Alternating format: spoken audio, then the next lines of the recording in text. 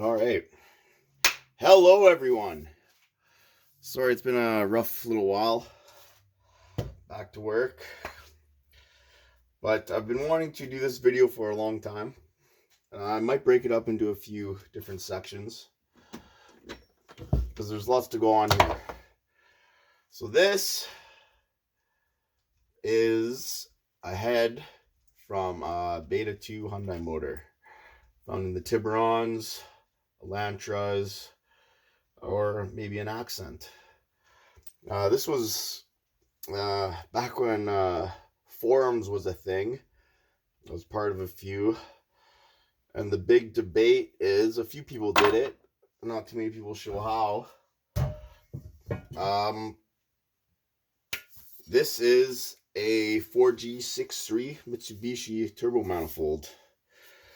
And if you know anything about Hyundais, you know that the 4G63 and the Hyundai Beta motors, well, even the earlier ponies came with the straight up Mitsubishi motor, but it was developed through Mitsubishi or with Hyundai, for Hyundai, and also the Chrysler brand.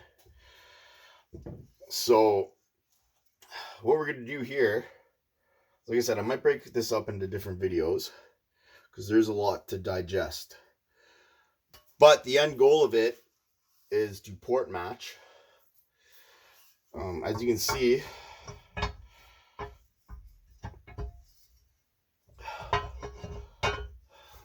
sorry, is this a top mount? No, that's the right way.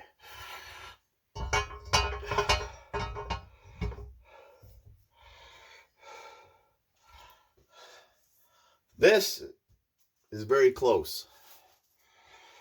I needed to waller out a few of these bolt holes. For the most part, we're pretty dang close to what it needs to be. The ports look right in line. So what we're going to have to do, I don't like, is this last bolt's quite a bit out. Quite a bit. I might have to weld an ear on there and then drill it out. But right now, first things first is I'm going to get it so it sits on there. We're going to make a template for the port matching. And then we are going to port it on the exhaust side so these they match up. This is fairly straight. What it used.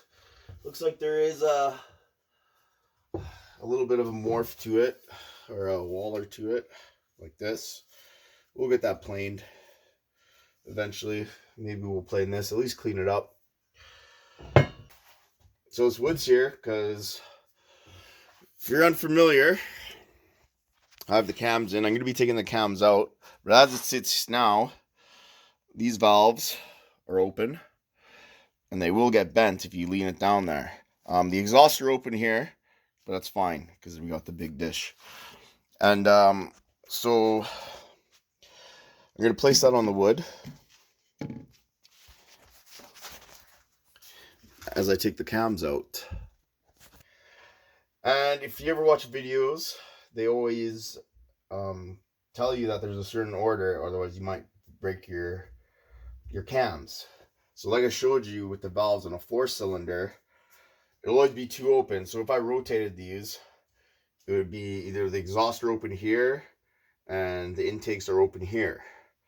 And that's going to be worse is when there's spring pressure on the outsides. You always want to go outside in, just cracking them all in a diagonal, or I'll show you. And then, yeah, because if you just remove those, you're going to get all that spring pressure and pop them up. So in the 4-cylinder, the pistons are 2 center, 2 outers, 2 center, 2 outers, and then alternating the valve sequence. So it'd be like intake, exhaust. I hope you can see this. Intake, exhaust, intake, exhaust, intake, exhaust, intake, exhaust, and then your 4 strokes. So first off, we're gonna crack these. And I have my little ratchet. There shouldn't be too much torque here. Sorry, like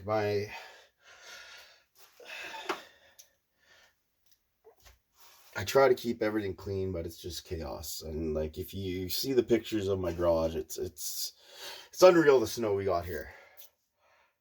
Anyways, as far as cam timing goes, there should be marks. There's a pin on this one. Usually there's a flat side or something for the cam timing. Okay, looks like there might be a dot there. Okay, yeah, there's keyways. So it'll be like both keyways at the top. And then I'm not taking this off. You'll see there's dots there for the cam timing. Like I said, since it's not dual cam, that's going to be the timing to the crankshaft. As long as you time these two at the back. Maybe we should rotate it to see. Might be hard.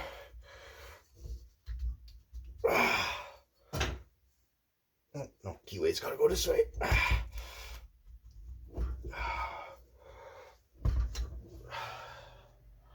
Yeah, so both keyways will be at the top. And that should be just before the valves open. That's a lot of... Be careful with that.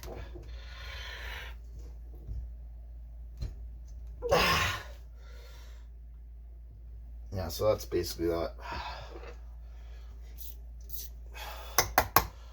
It's been inside, so hopefully we're not going to have any damage.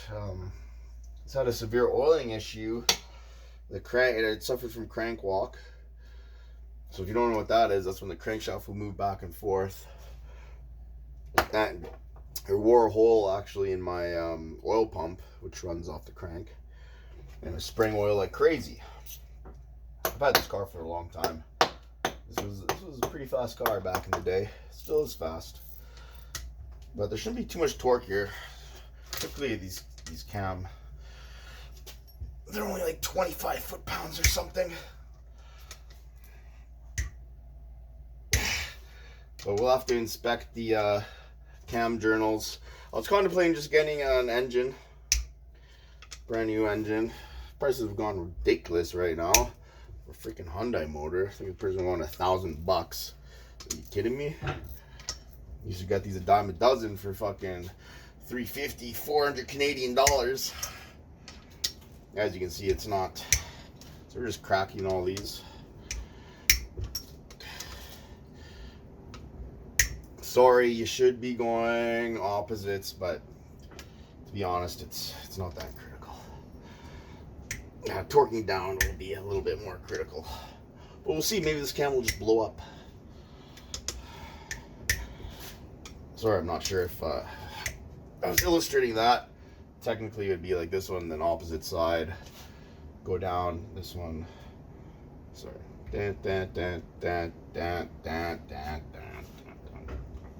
Whatever.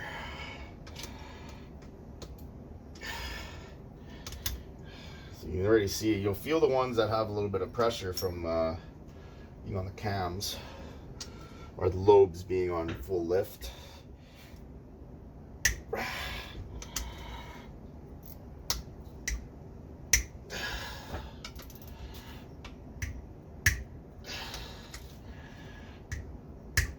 Like I said, I want this to mostly be a video about port matching, but there's some good information I could pass on about cam torquing and stuff like that, so I figured why not. So I might break it up.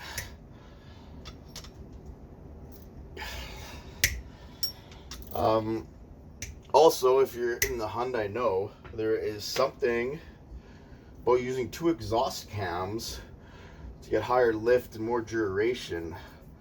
And then also, if you're going turbo, these don't have that high of compression. I think it's like 10.5. But if you get different rods from they have a 1.8 liter, use 1.8 liter pistons or rods. I'm not sure. Don't quote me on this. I'll find it out. It's something I was thinking of doing. It'll bring it down to like 8.5 to 1 compression, which would allow you to run more boost. But even at the 10.5, the Beta motors are very strong, 14 psi for like a regular size turbo. We're not talking about a big ass diesel turbo, which is gonna flow more at lower RPMs. I believe.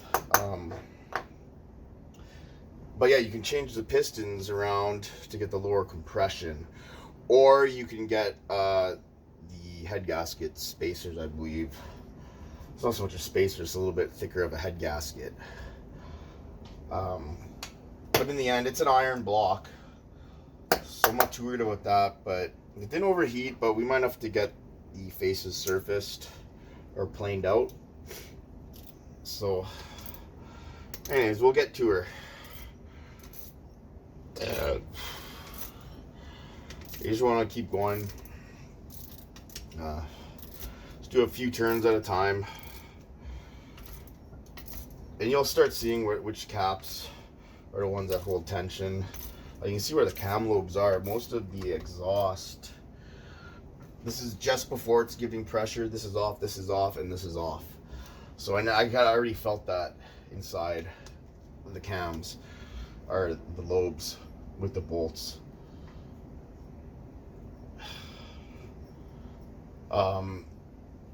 Also, some of them are numbered. There is an arrow for direction. You want to keep these in order. So this is actually intake 1, it's marked, intake 2, intake 3, intake 4, intake 5. So they make it dummy proof, because you know the people assembling these motors, or the robots maybe, or whatever it is. Just like how they don't teach you how to, it's a good meme I seen.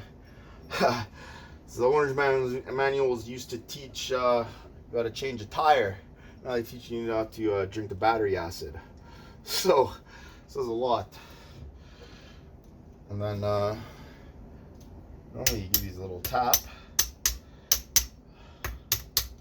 break them loose. I've seen them move, but they are a snug fit.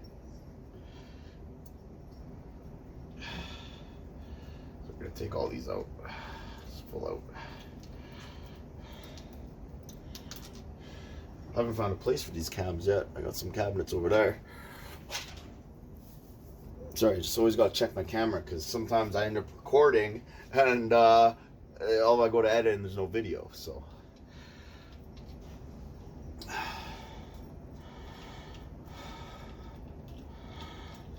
like I said, maybe I'll make this a little bit longer. Like, I'll edit it into smaller pieces, but instead of fast forwarding and stuff like that, maybe I'll just try to fill your ears with just ramble. No claws today anyways, just got some good old grape crush.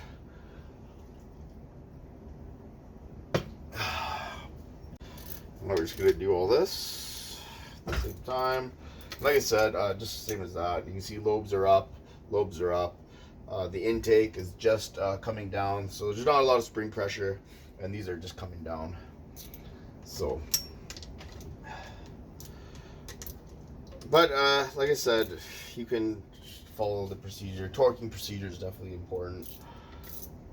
I know that some camshafts are hollow. I only learned that recently. I don't know if all of them are, or if that's just, I think it was an RB from the Skyline. I was kind of surprised at that.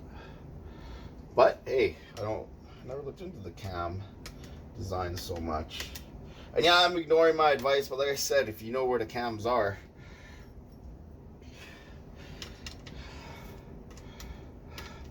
so we're going to relieve most of the pressure on this side. I loosen these off quite a bit, so there's no pressure on there, but it's going to want to be forced up on this side. And again here, we got exhaust. Well, they call this one, there's the cam, the one here, that's just whatever. 34 it's called. 6.9, no, these are just 6.5, 6.9. I don't know what that means. E5, E4, E6. Or whatever. Tired, sorry, I was busting ice up the roof. Worked all day, stood around, watched a breaker break. It was awesome. I guess that's why I have energy right now to do this. At this point, if you wanted to use a impact, it's totally fine.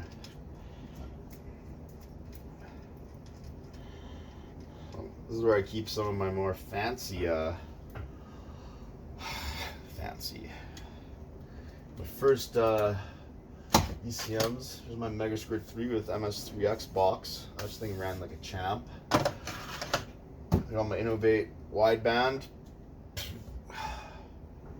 What else do I got here? A couple other ECMs, factory ECMs. At first I was running the 2 liter off the 1.6 ECM.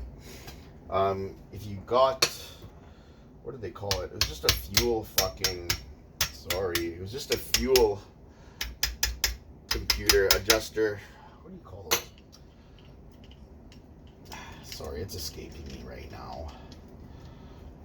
F mic, something like that. Or just be altering your fuel. But I started making a wiring harness for the 2 liter ECM.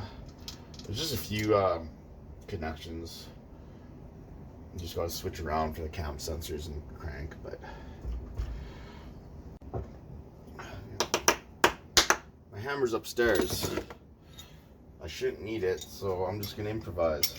Remember, don't be a hack. Like I said, you might not fully be using this head. I'll make a little. Ooh, yeah. There's some definite scoring there, boys. This might be a scrap. This might be a scrap. It's not the worst. Maybe I could polish it out. There are pretty strict tolerances. I mean, like I said, it's not the worst.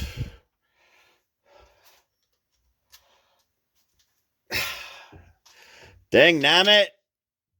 Dime a dozen, right? Yeah, right. Yeah, oh, shit. That's what happens when, oh yeah, no, she's toast.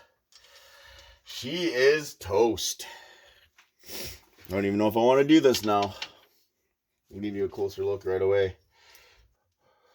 Well, that's what happens when, yeah, sure, you had oil, but the pressure is probably way down. Whatever. Not happy. Not happy, guys.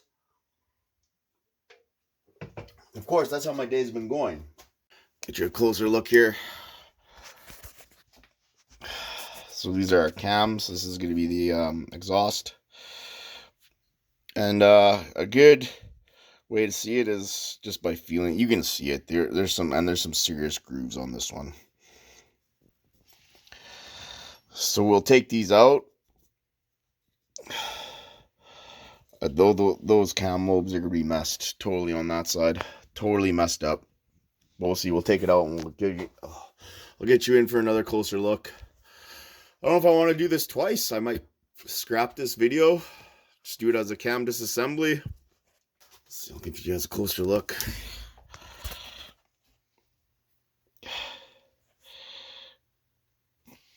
I might have to bring this to a professional for their opinion on polishing the new cams. This is when you see a little bit of high spots, which would just be metal transfer. The intake side looks a lot nicer. Sorry if I'm going too fast.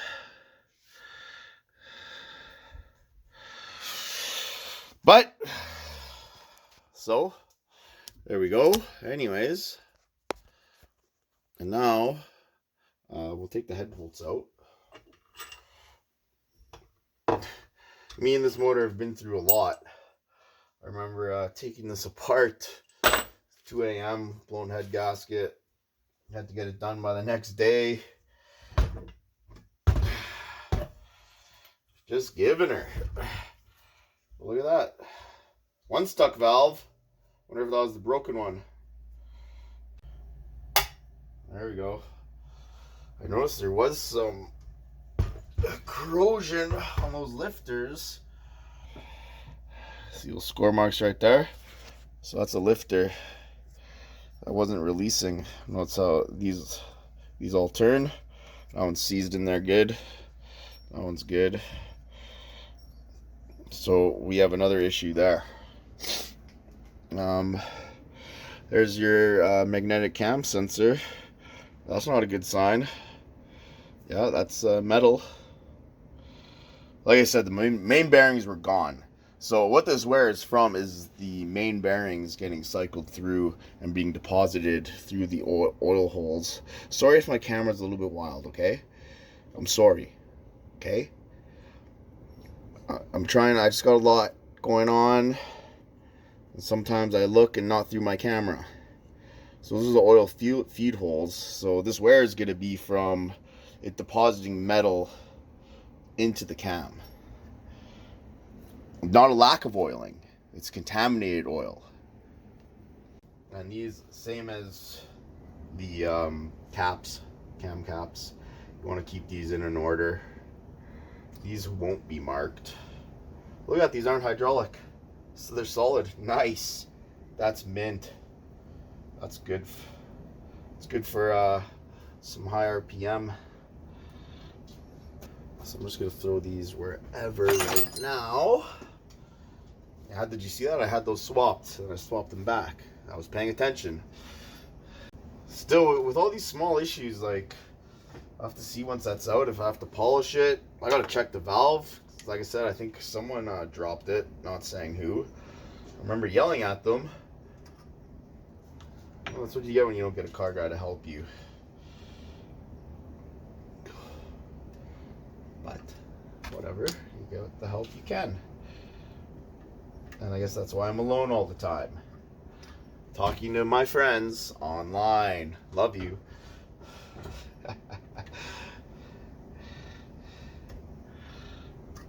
Most of you guys probably aren't going to get this far. Maybe some of my old school Hyundai guys. A lot of them were in Korea, I think. It's always funny, you go up to a show with your stock looking Hyundai. You see people laugh, you don't care. Because you know, when you rip their doors off, they're going to feel shitty. Because like, what the fuck was that?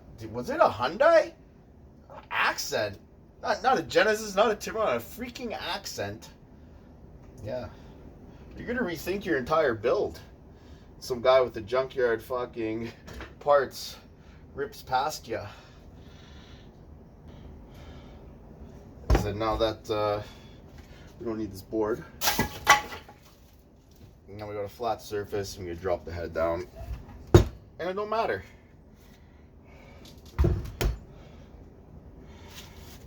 So I'll give you guys a nice look here.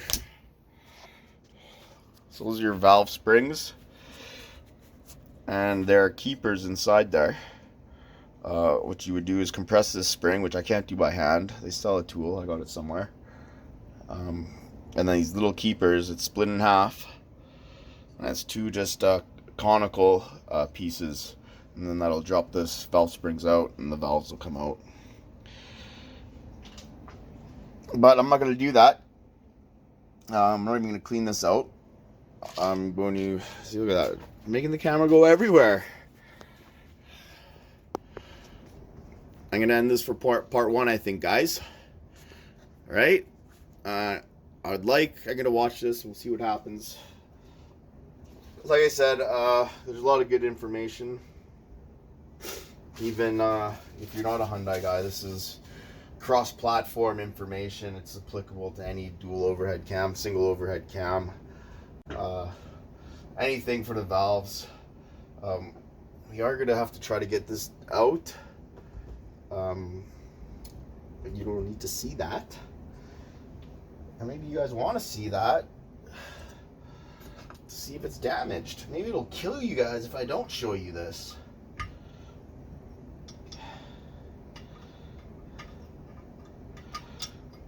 Maybe you're just dying with anticipation.